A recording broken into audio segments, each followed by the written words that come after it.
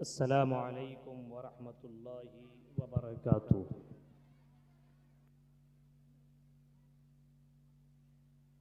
आवाज़ थोड़ी बढ़ा दीजिए। अल्हम्दुलिल्लाह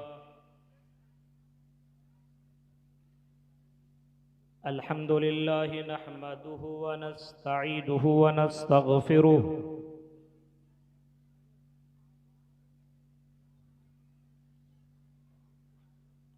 व नऊज़ु बिल्लाहि मिन शुरूरि अनफुसिना व मिन सय्यिआति अअमालिना।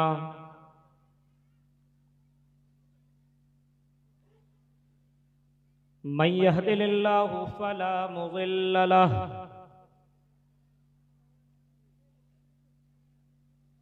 व मन युज़लिलहु फला हादिय लहु।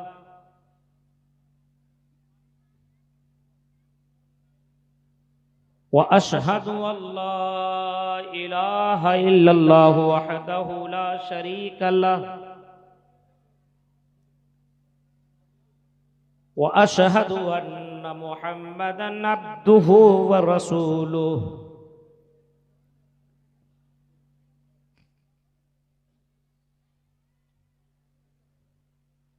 अम्मा बअदु फ़इन्न खैरल हदीस किताबुल्लाह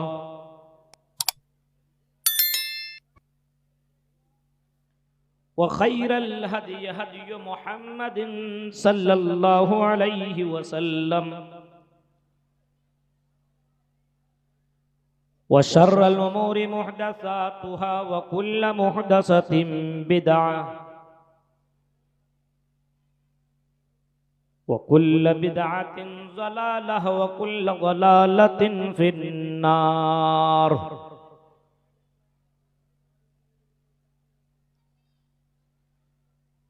अऊज़ु बिल्लाहि मिनश शैतानिर रजीम। बिस्मिल्लाहिर रहमानिर रहीम।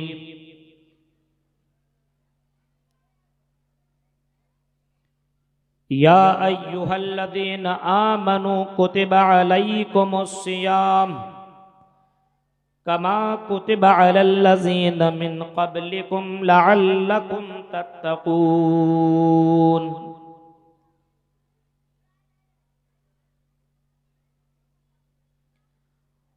वक़ाल अन्नबिय्यु सल्लल्लाहु अलैहि वसल्लम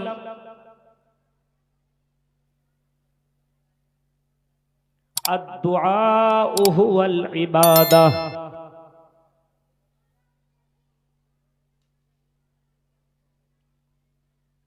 रवाहु अहमद। रब्बिश्रह ली सदरी वयस्सिर ली अमरी वहलुल उक़दतम मिन लिसानी यफ़क़हू क़ौली। अल्लाहुम्मा रब्बि ज़िदनी इल्मा। आमीन। काबिल क़द्र नाज़िम जलसा शेख उबैदुल्लाह अस्सलफ़ी हफ़िज़हुल्लाह व तवल्ला स्टेज पर तशरीफ़ फरमा मुअक्कर उलमाए किराम,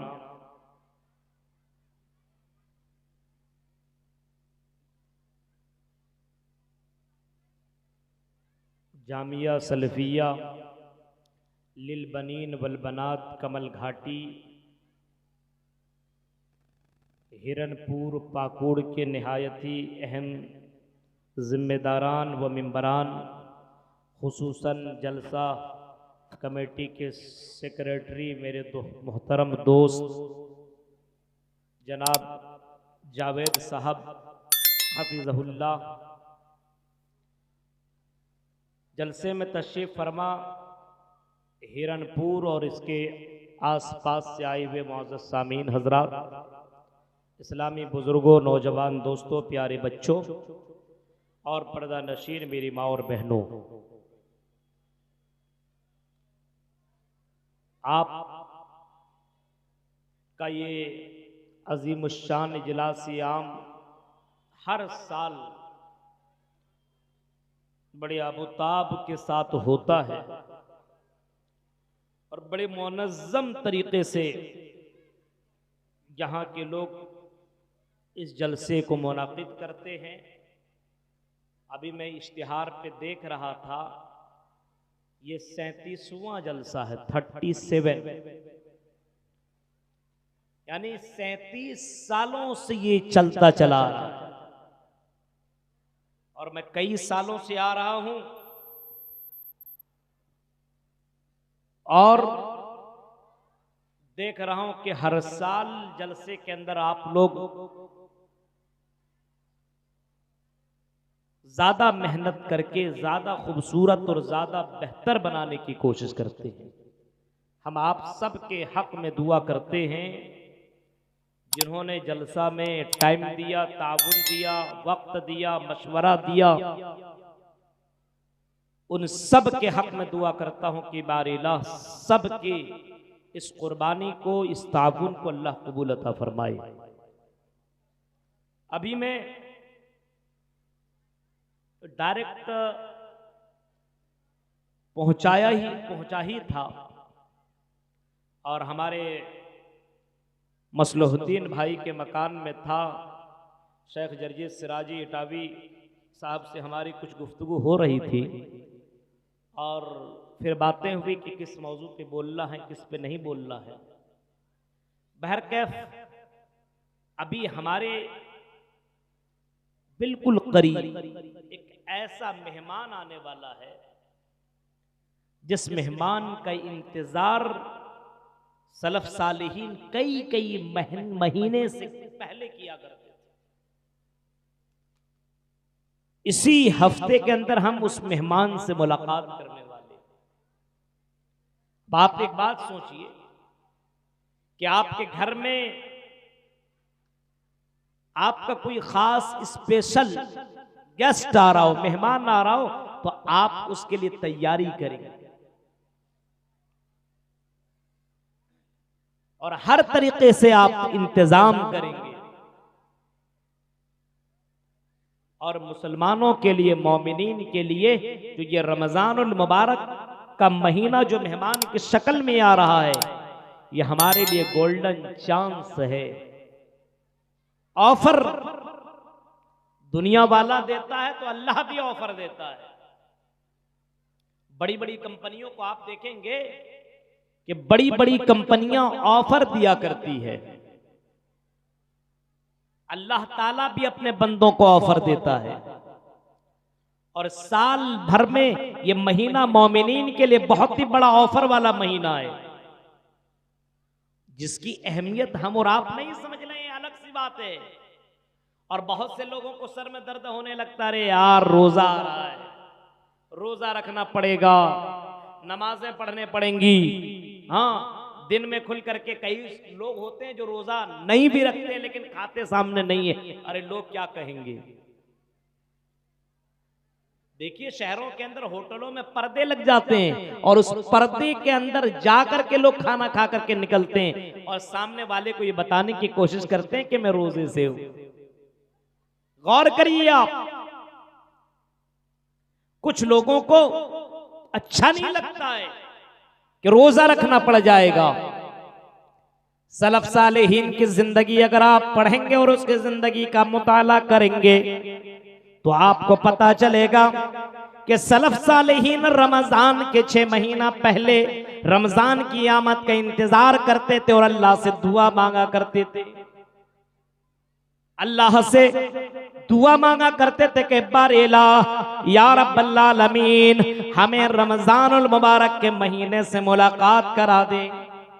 अल्लाहुम्मा सल्लिमनी रमजान, आय अल्लाह हमें रमजान से मुलाकात करा दे। आय अल्लाह हमें रमजान तक जिंदा रख दे ताकि हम रमजान में तेरी इबादत कर सकें, ताकि तुझे हम राजी कर सकें, ताकि हम जन्नत में जा सकें, जहन्नम से बच सकें। आय अल्लाह हमें रमजान जैसी नेमत से हमें महरूम न करना। 6 महीना पहले से दुआ मांगते थे। यहां रमजान बिल्कुल करीब हो, कोई तैयारी नहीं है, तरावी का इंतजाम नहीं और कुछ। आपके यहाँ पता नहीं मस्जिदों में तरावी कितनी जगहों पे कुरान सुनाया जाता है, सुना जाता है, कितने जगहों पे ये मामूल है, ये अलग सी बात है।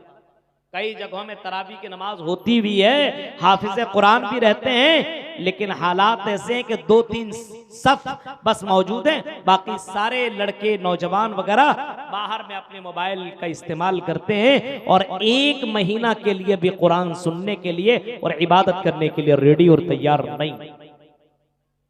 गौर कीजिए आप, 6 महीना पहले से इंतजार हो रहा है, 6 महीना पहले से, और रमजान गुजार लेने के बाद, रमजान में नेकियां कर लेने के बाद, इबादत कर लेने के बाद 6 महीना तक वही लोग दुआ मांगते थे कि रब्बुल आलमीन, जो हमने इबादतें की, जो हमने नमाजें पढ़ी, जो हमने सदका खैरात किया, जो हमने रोजा रखा, ऐ अल्लाह तो हमारी इबादत को कबूल कर ले।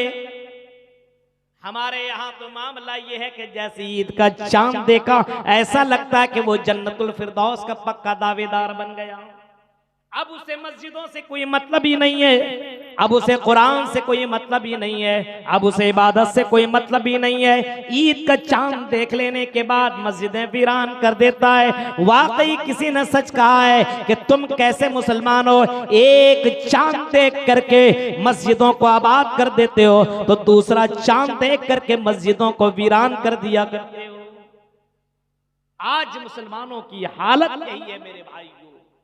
सलफ सालिहीन 6 महीना तक अपनी इबादत की कबूलियत के लिए दुआ मांगते थे कि अल्लाह हमारी इबादत को तो कबूल कर। ये रमजान मुबारक का महीना और ये रोजा ऐसी इबादत है जो हमें और आपको, खुशनसीब लोग हैं जिसे मिलने वाली, ये महीना मिलने वाला है।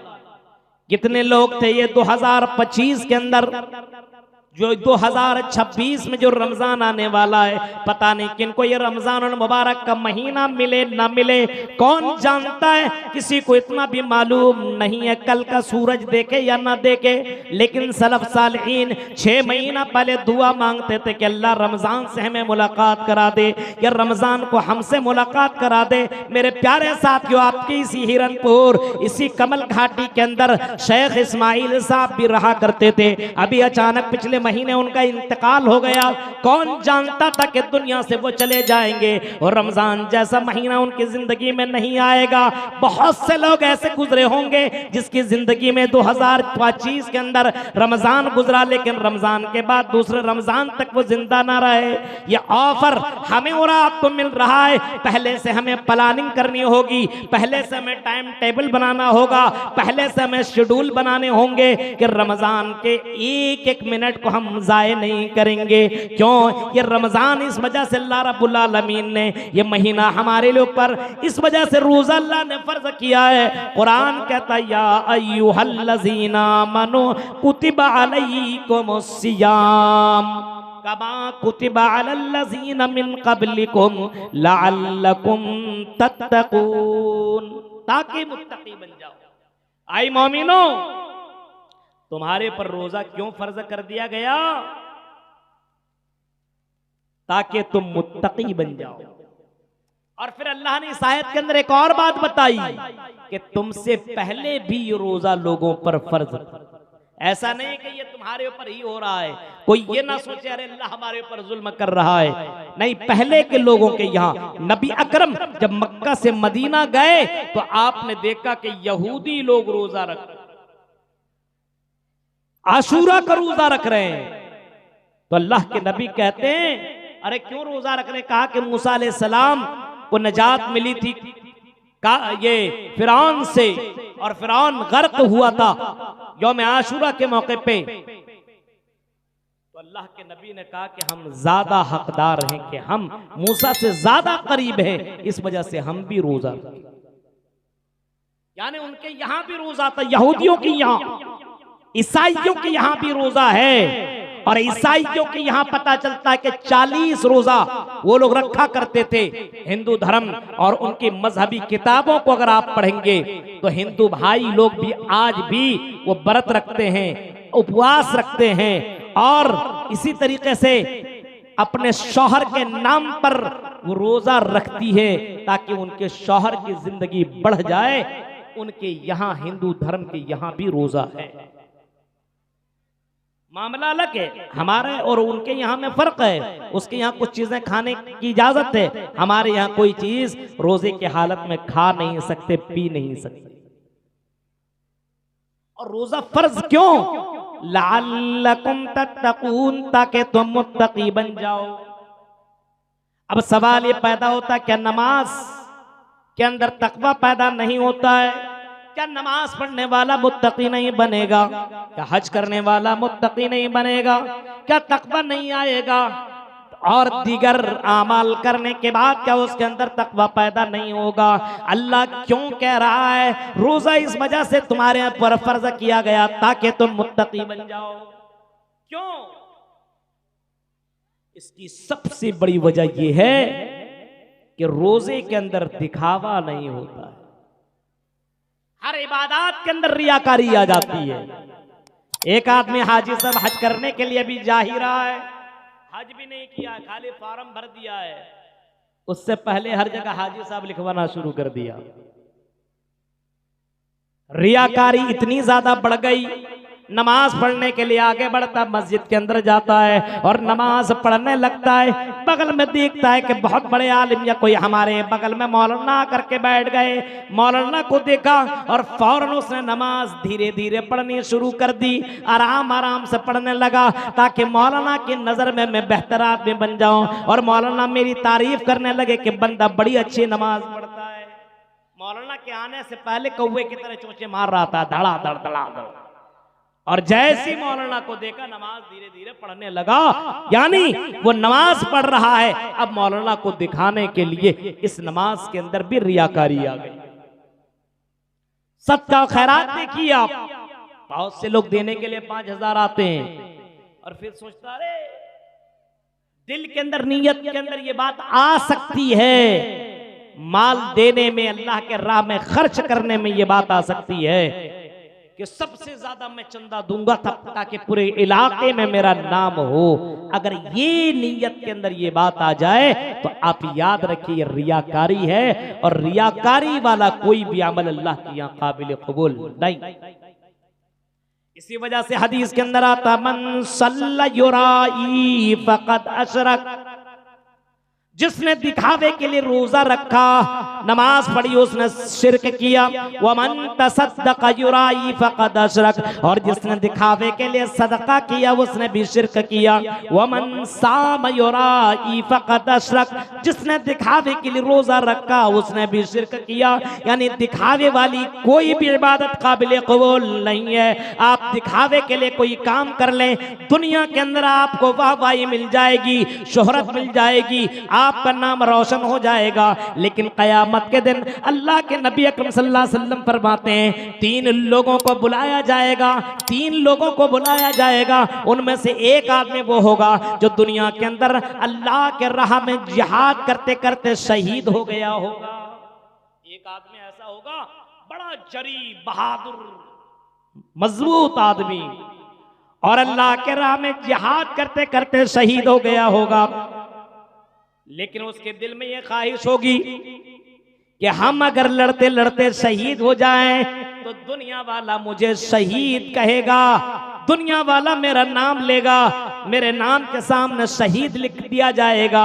अल्लाह के नबी फरमाते हैं अल्लाह ताला उसको बुलाएगा और उसके बाद उससे कहेगा तुमने ये लड़ाई किसके लिए लड़ी? उसके वो कहेगा अल्लाह तेरे लिए। अल्लाह ताला कहेगा आए बंदा तू झूठ बोल रहा है, तूने मेरे लिए जिहाद नहीं किया, मेरे लिए लड़ाई नहीं लड़ी, तूने अपने लिए, शोहरत के लिए, नाम के लिए तुमने ये काम किया है। इस वजह से साहब, इस वजह से फरिश्तों से कहा जाएगा पकड़ो और जहन्नम के अंदर फेंक दो इसको। दूसरा आदमी को बुलाया जाएगा जो बड़ा सदका खैरात दान करने वाला होगा, उसको बुलाया जाएगा। वो उससे पूछा जाएगा तुमने क्या किया दुनिया में? वो कहेगा अल्लाह में अपने माल को बांटता था तुझको खुश करने के लिए। अल्लाह कहेगा तू झूठ बोल रहा है, नहीं, तूने ये काम इस वजह से किया ताकि दुनिया वाला तुमको सबसे बड़ा लुटाने वाला, सबसे बड़ा सदका खैरात करने वाला समझे तो दुनिया में नाम कराना चाहता था, तेरा नाम दुनिया में हो गया, यहां तुझे कुछ नहीं मिलेगा। अल्लाह ताला फरिश्ते से कहेगा इसको भी पकड़ो और जहन्नम में डाल दो। आलिम दीन भी होगा एक तीसरा, उससे कहेगा तूने इल्म क्यों हासिल किया, कहेगा तेरे लिए। अल्लाह कहेगा नहीं, तू झूठ बोल रहा, तू शोहरत के लिए काम किया, तुझे शोहरत मिल गई, तू सबसे बड़ा मुफ्ती हो गया अपने यहां, और अपने यहां अल्लाह मतुद्दहर को बोल दिया गया और उसी में तो खुश होता था। इस वजह से तू रियाकारी किया, दिखावा किया। फरिश्ता को बोलेगा इसको पकड़ो और जहन्नम के अंदर डाल दो। मेरे प्यारे साथियों, रोजा, नमाज, हज, ज़कात, कोई भी काम के अंदर अगर रियाकारी आ जाए तो वह इबादत काबिल कबूल नहीं है, बल्कि वो रिजेक्ट हो जाती है। रोजे के अंदर सबसे ज्यादा तकवा पैदा हो सकता है, सबके अंदर से तकवा पैदा हो सकता है, लेकिन सबसे ज्यादा रोजे के अंदर। बोलिए कैसे?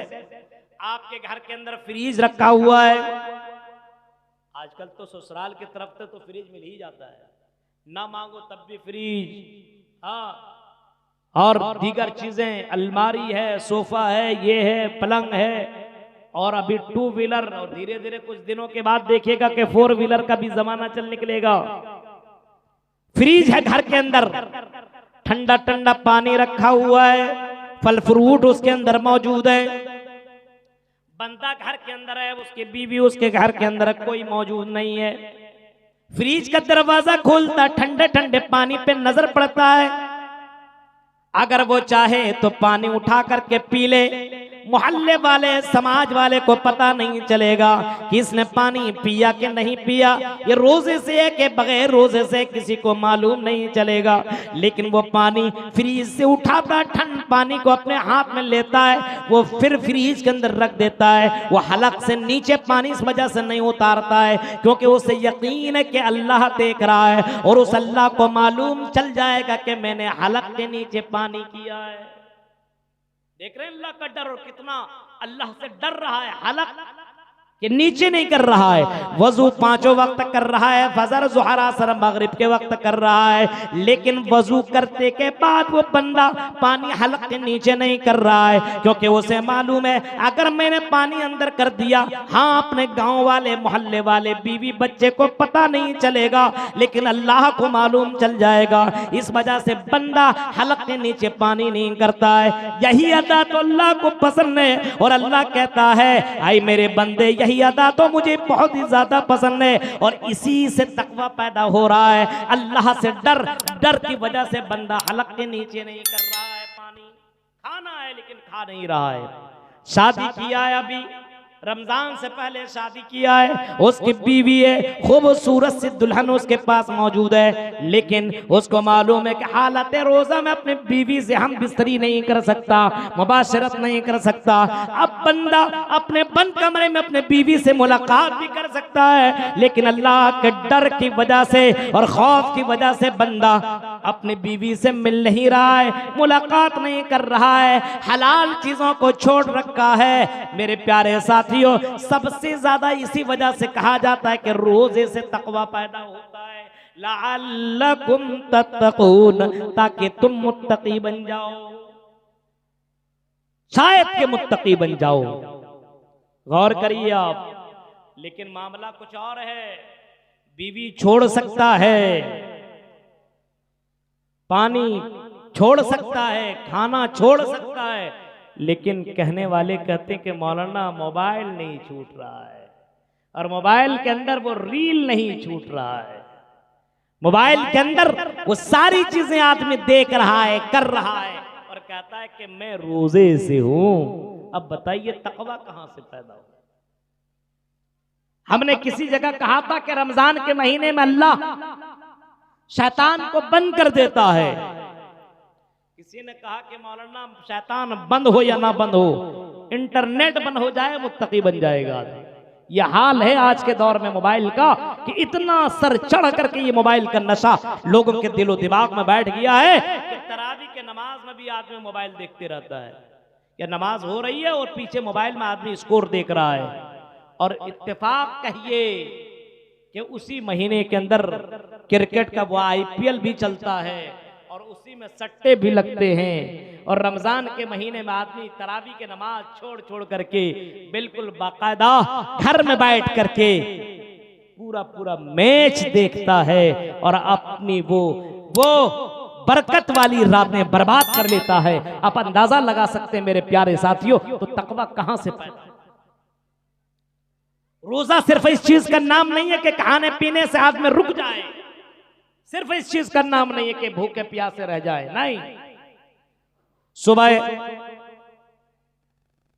सादिक से लेकर के गुरूब आफ्ताब तक खाने पीने का नाम सिर्फ रोजा नहीं है। रोजा इस चीज का नाम है कि आदमी हर बुरी चीज से अपने आप को रोक ले, अपनी आंखों को जिना से रोक ले, अपने कानों को गलत चीजों से रोक ले, अपने पैरों को गलत जगहों में जाने से रोक ले, अपने हाथ का गलत इस्तेमाल करने से रोक ले। रोजा इसी चीज का नाम है मेरे प्यारे साथियों। इसी वजह से अल्लाह कहता लअल्लकुम तत्तकून, शायद कि तुम मुत्तकी बन जाओ।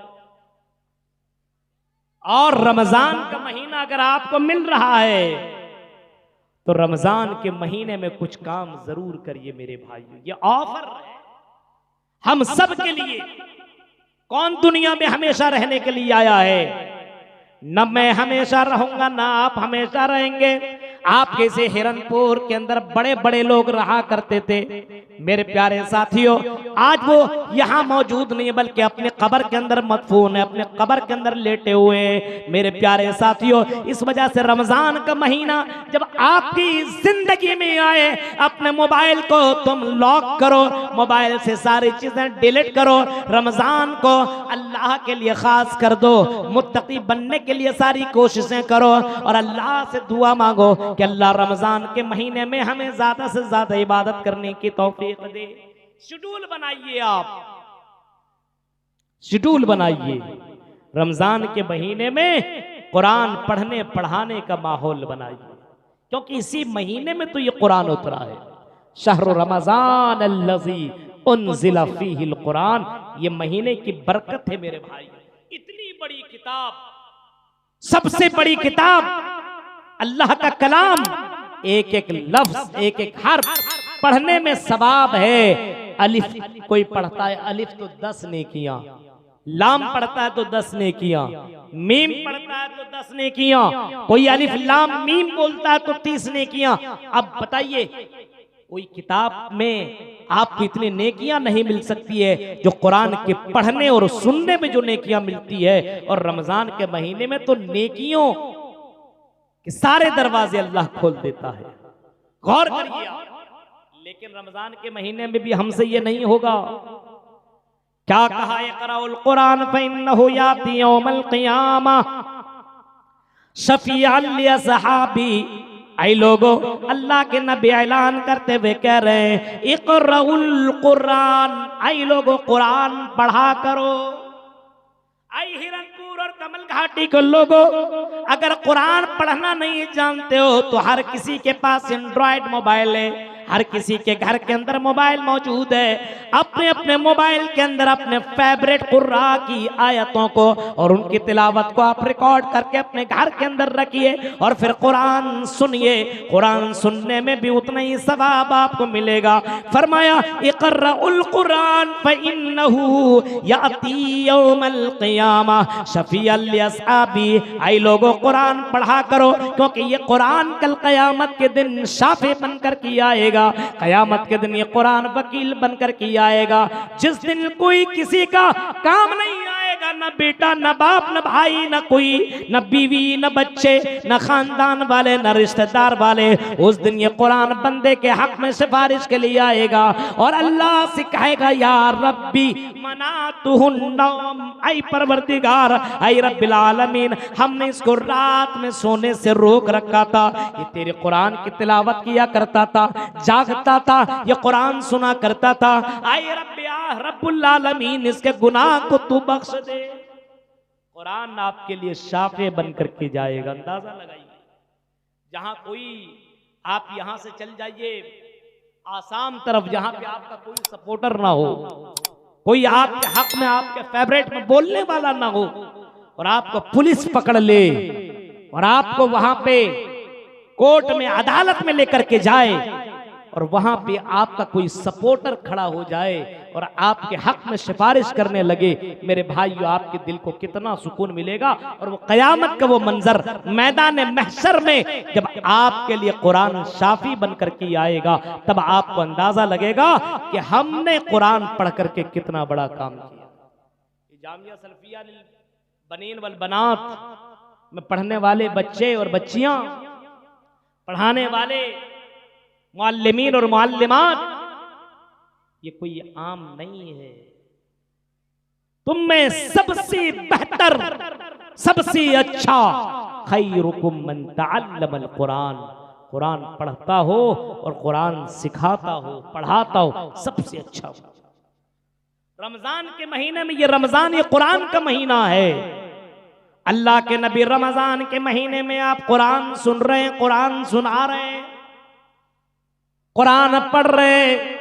मेरे प्यारे साथियों, हमारी जिंदगी से तो कुरान धीरे धीरे खत्म हो रहा है। रमजान के महीने में भी ये माहौल अपने यहाँ से जा चुका है। हम कुरान से रिश्ता धीरे धीरे तोड़ रहे हैं। नहीं, कुरान से रिश्ता जोड़ो, क्योंकि ये कुरान कल कयामत के दिन हमारे लिए और आपके लिए, जो कुरान से रिश्ता जोड़ेगा उसके लिए सिफारिश करेगा। अल्लाह के नबी अकरम सल्लल्लाहु अलैहि वसल्लम फरमाते हैं, अल्लाह ताला कयामत के दिन ऐलान करेगा और ऐलान करते हुए कहेगा, इक़रा वरतक़ी, ऐ पढ़ता जा और चढ़ता चला जा, पढ़ता जा और चढ़ता जा, जन्नत की सीढ़ियों को पार करता जा।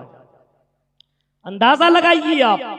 और जन्नत के अंदर कितनी मंजिलें हैं। बाज मुफस्सिरीन ने लिखा है कि कुरान के अंदर जितनी आयतें हैं 6,666 भी बाज लोग कहते हैं, कुछ लोग 6,238 भी बोलते हैं। आप समझ लीजिए 6,600 आप मान लीजिए। जितनी आयतें कुरान के अंदर मौजूद है, उतनी सीढ़ियां और उतनी मनाजिल जन्नत के अंदर है। यानी जैसे बंदा एक एक आयत पढ़ेगा, जन्नत की मंजिलों के ऊपर चढ़ता चला जाएगा। अब इसी से अंदाजा लगाइए हाफिज कुरान का मर्तबा क्या। कहां भी देख लीजिए आप। कुरान से रिश्ता जोड़िए, कुरान पढ़ने पढ़ाने का माहौल बनाइए मेरे भाइयों। और खास करके रमजानुल मुबारक के महीने के अंदर इस कुरान से दूर किसी भी हाल में मत होइए। सोचिए आप, गौर करिए। अल्लाह के नबी जनाब मोहम्मद रसूलुल्लाह सल्लल्लाहु अलैहि वसल्लम ने कभी ये भी फरमाया, अल्लाह के नबी ये भी कभी फरमाते हैं कि लोगों सुनो, रमजान का महीना अगर तुम में मिल जाए और फिर तुम अपने गुनाहों की माफी ना मांग सको, अपने गुनाहों को बख्शवा ना सको, जन्नत के करीब ना पहुंच सको, जन्नत के अंदर दाखिल ना हो सको, अपने आप को जहन्नम से बचा ना सको, तो सबसे ज्यादा बदनसीब आदमी वही है। सबसे ज्यादा बदनसीब आदमी वो है। अल्लाह के नबी अकरम सल्लल्लाहु अलैहि वसल्लम के पास मिंबर लाया गया और मिंबरे रसूल पे आप जैसे कदम रखने लगे, आपने पहला कदम रखा तो फिर आपने कहा कि आमीन, फिर आपने दूसरा कदम दूसरे सीढ़ी पे रखा, फिर आपने फरमाया आमीन, फिर आपने तीसरा कदम आपने तीसरी सीढ़ी पे रखा, फिर आपने फरमाया आमीन। नबी अकरम ने खुतबा दिया और खुतबा के बाद जब नीचे उतरे, सहाबा कहते हैं कि अल्लाह के नबी जो आज आपने किया है कभी भी हमने आपको ऐसा करते हुए नहीं पाया। आप हर सीढ़ी पे कदम रखते हुए जा रहे थे और हर सीढ़ी पे आमीन आमीन कहते हुए जा रहे थे। अल्लाह के नबी आपने ऐसा क्यों किया, या आपने किस बात पर आपने आमीन कहा? कभी ऐसा नहीं किया।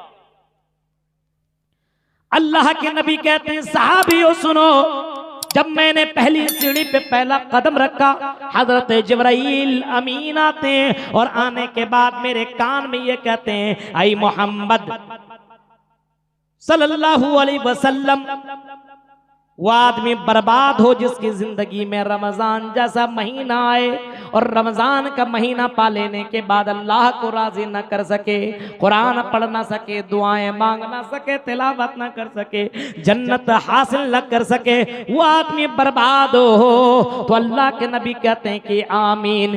फिर अल्लाह अल्लाह के नबी कहते हैं जब मैंने दूसरी सीढ़ी पे मैंने दूसरा कदम रखा, फिर मैंने हजरत जिब्राइल के अमीन कहते हैं क्या मोहम्मद सल्लल्लाहु अलैहि वसल्लम वो आदमी भी बर्बाद हो जिसकी जिंदगी में माँ बाप हो, वालिदैन हो और अपने माँ बाप की खिदमत करके जन्नत हासिल ना कर सके, अपने माँ बाप के साथ हुस्न सलूक करके जन्नत को कन्फर्म न कर सके, अपने आप को जहन्नम से बचा ना सके, उस आदमी के लिए भी बर्बादी हो।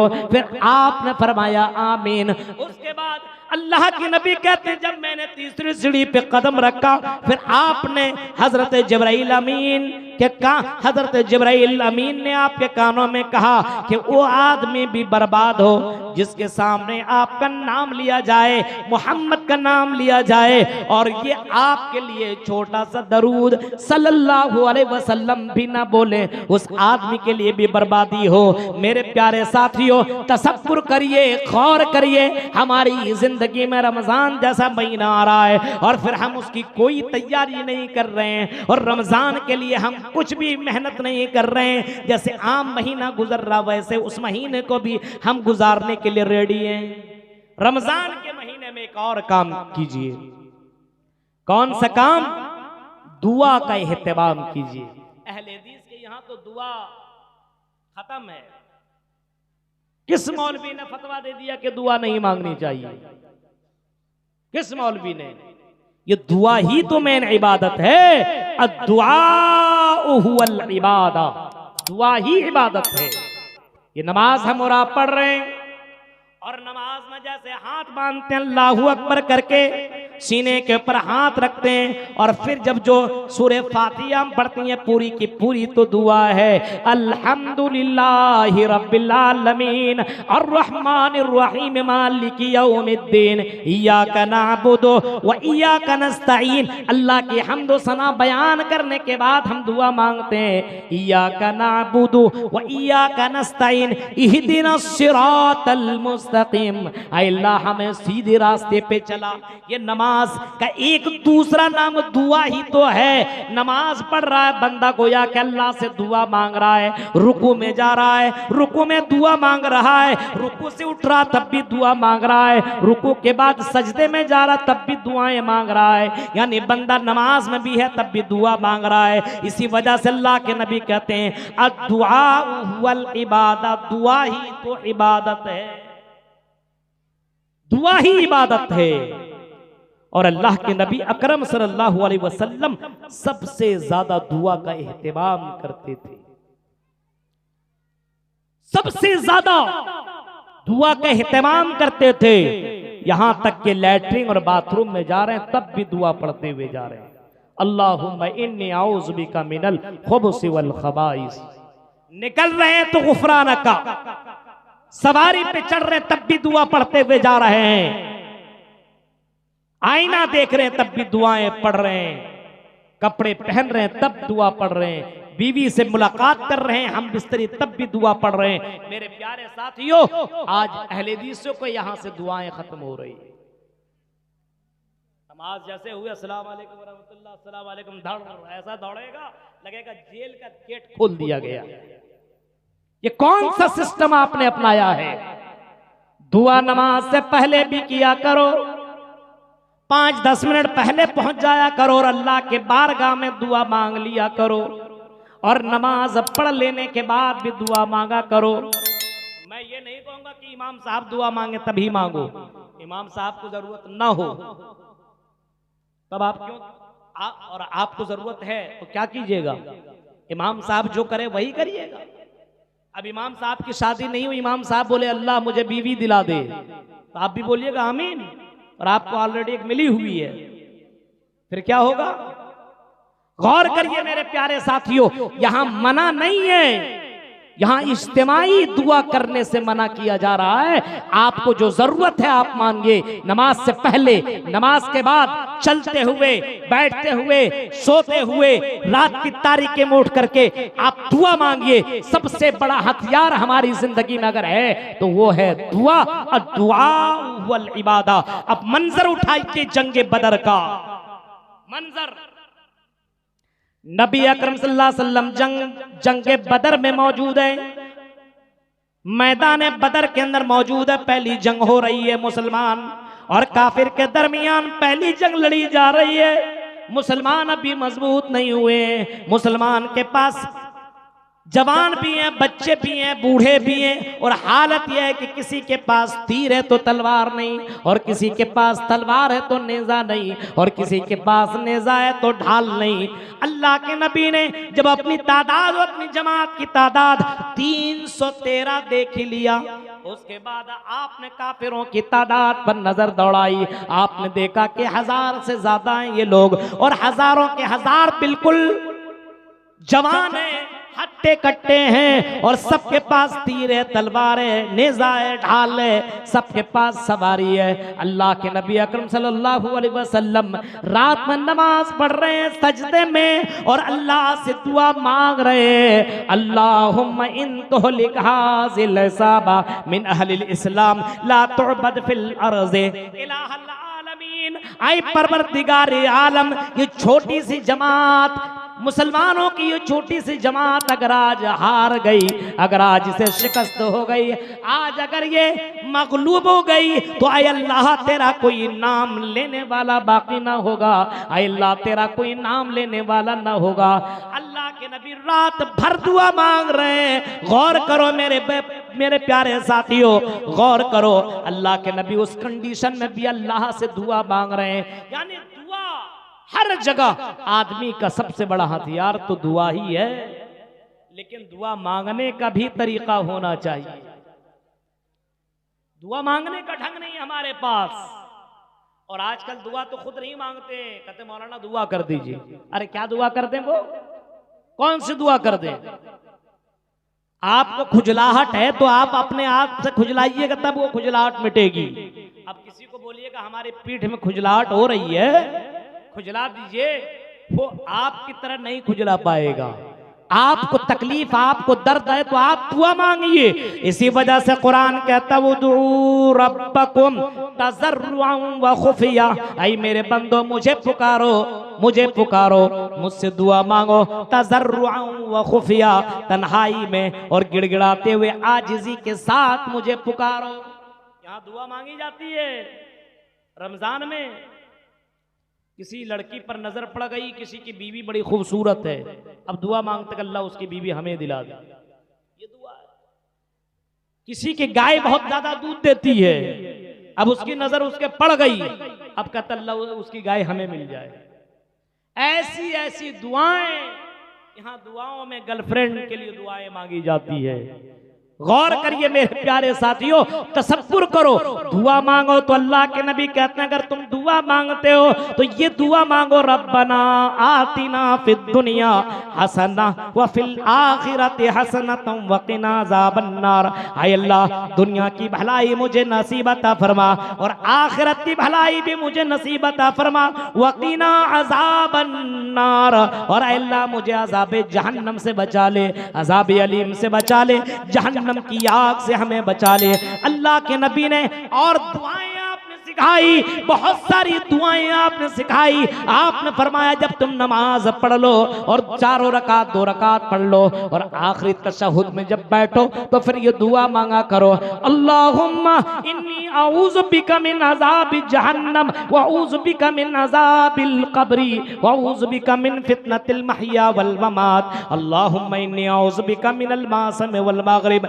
जब तुम नमाज में हो तब तुम ये भी दुआ मांग लिया करो, अल्लाहुम्मा इन्नी ज़लमतु नफ्सी ज़ुल्मन कसीरा व ला यग़फ़िरुज़्ज़ुनूब इल्ला अंत फ़ग़फ़िर ली मग़फ़िरतम मिन इंदिका वरहमनी इन्नका अंतल गफ़ूरुर रहीम।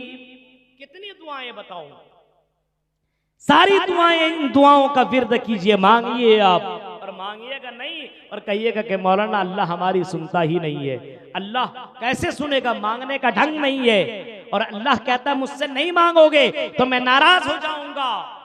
मल्लम यसअलिल्लाह यग़ज़ब अलैहि, अल्लाह से अगर नहीं मांगोगे तो अल्लाह नाराज हो जाएगा।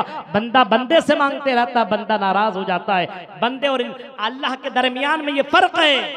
आप किसी इलाके हिरनपुर और आप किसी पाकुड़ के अंदर बहुत अमीर आदमी कोई हो, उससे बार बार मांगने के लिए जाइए, वो नाराज हो जाए, हमारे पास क्यों बार बार आ रहे हो। कोई और आपको नहीं मिला, जाइए उसके पास। नहीं नहीं नहीं नहीं, मेरी बेटी की तबीयत खराब है, बस 10,000 की जरूरत है, वो एक मरतबा आपको दे देगा। दूसरी मरतबा जाइएगा, हो सकता है दूसरी मरतबा भी 10,000 आपको दे दे। तीसरी मरतबा जाइएगा तो आपको गार्ड से भगवा दे, भाग इसको भगाओ, करीब इसको बोलो एंट्री नहीं करेगा, भगाओ इसको।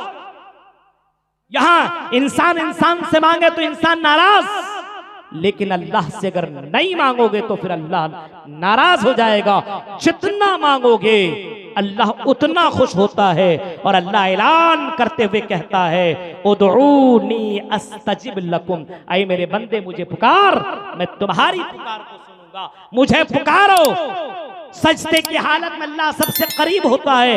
अल्लाह कहता मेरे बंदो मुझे पुकारो, उदऊनी अस्तजिब लकुम इन्नल्लज़ीना यस्तकबिरूना अन इबादती सयदखुलूना जहन्नम दाखिरीन।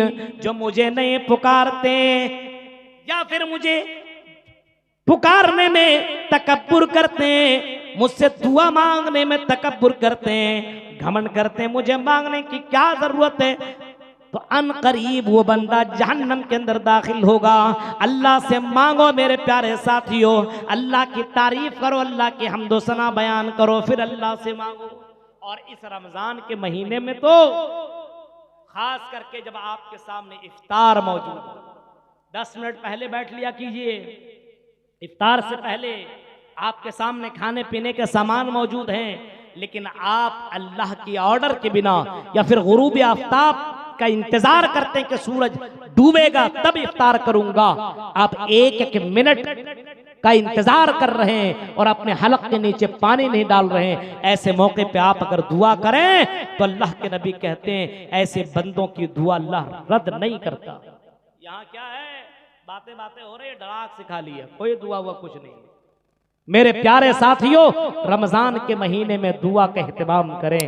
रमजान के महीने में अपने बच्चों को भी बोले कि आप दुआ कीजिए। मासूम बच्चे जब हाथ अल्लाह के सामने उठाएंगे और दुआ मांगेंगे, अल्लाह रब्बुल आलमीन इनकी दुआओं को रद्द नहीं करता है। मेरे प्यारे साथियों, वालिदैन को चाहिए कि अपने बाप अपने बच्चों के लिए दुआएं मांगे, बच्चों को चाहिए कि अपने वालिदैन के लिए दुआएं मांगे, और समाज के बुजुर्गों को चाहिए कि दुआएं मांगे। अहले हदीसों के यहाँ ये हो रहा है कि दुआ का एहतमाम खत्म हो रहा है। नहीं, आप अकेले फर्दन फर्दन दुआ मांगिए।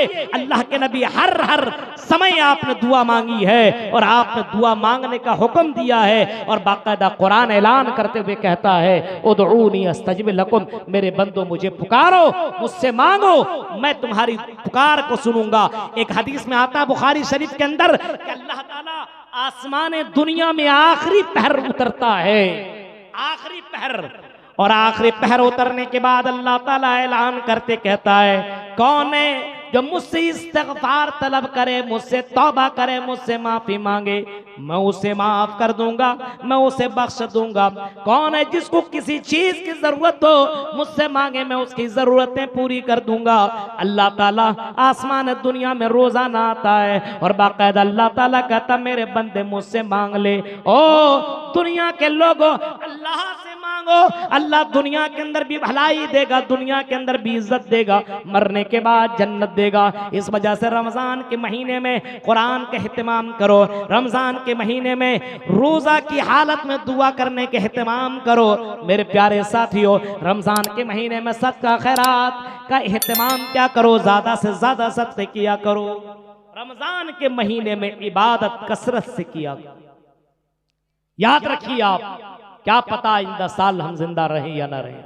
ये हमें और आपको ये जो ऑफर मिल रहा है, इसको समझने की जरूरत है और अपने बच्चों को बताने की जरूरत है। मेरे भाइयों, ये बहुत ही हमारी जिंदगी में गोल्डन चांस वाला महीना आ रहा है, गोल्डन चांस हमें मिल रहा है। इस महीने को जाये मत होने दें, इस महीने को बर्बाद मत होने दें, इस महीने को अपने यहाँ से खत्म होने मत दें। और खास करके तरावी का एहतमाम जरूर आप करें और कुरान सुनने सुनाने का माहौल अपने यहाँ बनाए।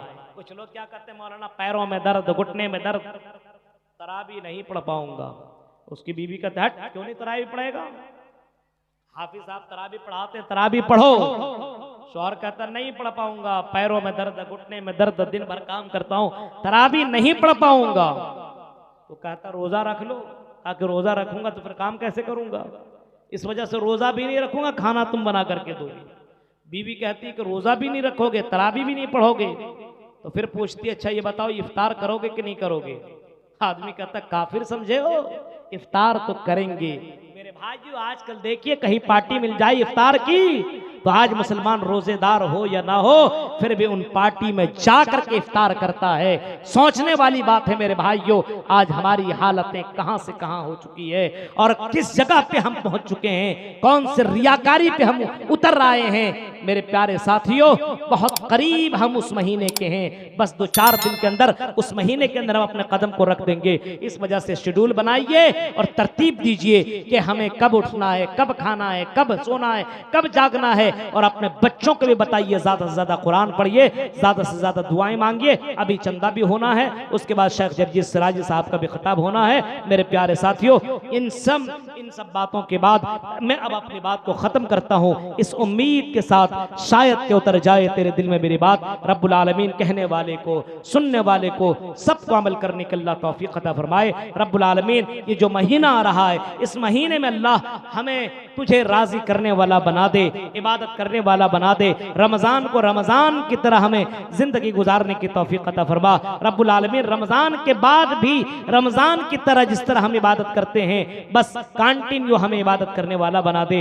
इलाहुल आलमीन जो मर चुके हैं उन्हें करवड़ करवड़ जन्नत नसीब अता फरमा। रब्बुल आलमीन हम मुसलमानों में आपस में इत्तिहाद और इत्तिफाक पैदा फरमा दे। आमीन व आखिरु दावाना अल्हम्दुलिल्लाहि रब्बिल आलमीन। वस्सलामु अलैकुम व रहमतुल्लाहि व बरकातुहू।